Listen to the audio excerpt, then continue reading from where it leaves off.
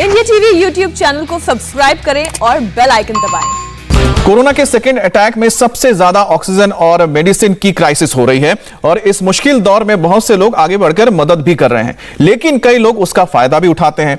Mobile से लेकर अस्पताल तक के ये धोखाधड़ी किस तरह से किए जा रहे हैं, नकली दवाई, नकली ऑक्सीजन सिलेंडर किस तरह से मार्केट में बेचे जा रहे हैं और इन वायरस के सौदागरों से कैसे बचें, इस पर यह खास रिपोर्ट देखिए।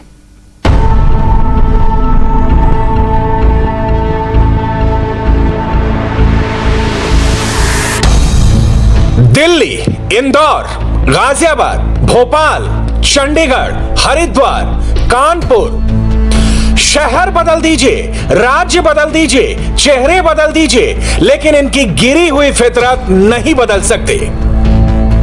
मौत के तांडव के बीच लोगों की चिता पर अपनी रोटी सेकने वालों के इस देश में कमी नहीं।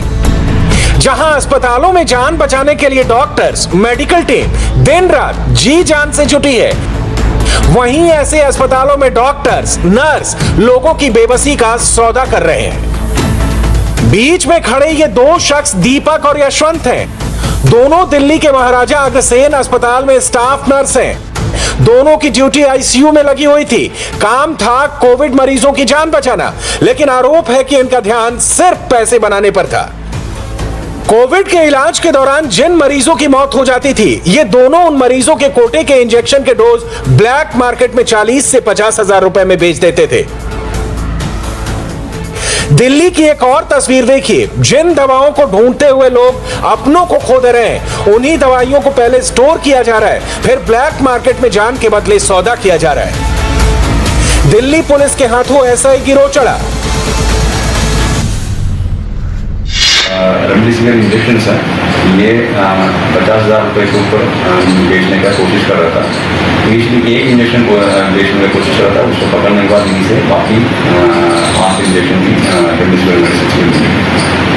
इसमें ये है कि ये जो इनका रिलेटिव है, कोई कोविड पॉजिटिव हुए थे और उसके बाद उसी का नाम पे इन्होंने रेमडेसिविर इंजेक्शन इशू करके डिस्ट्रीब्यूटर से इशू किया।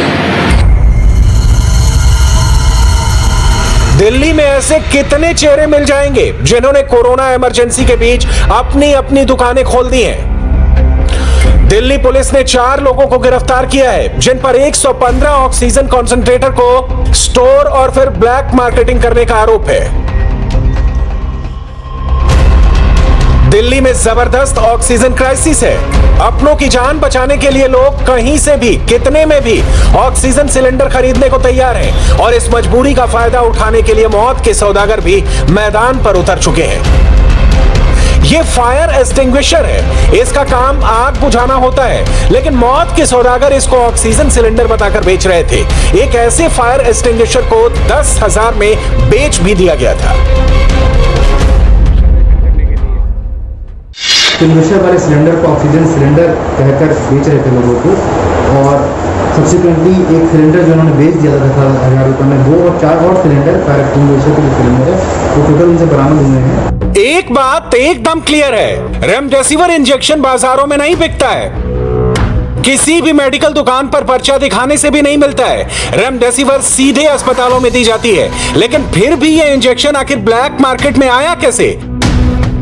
दिल्ली के एकदम बगल में गुरुग्राम है, जहां की तस्वीरें दिल्ली से जरा भी अलग नहीं है।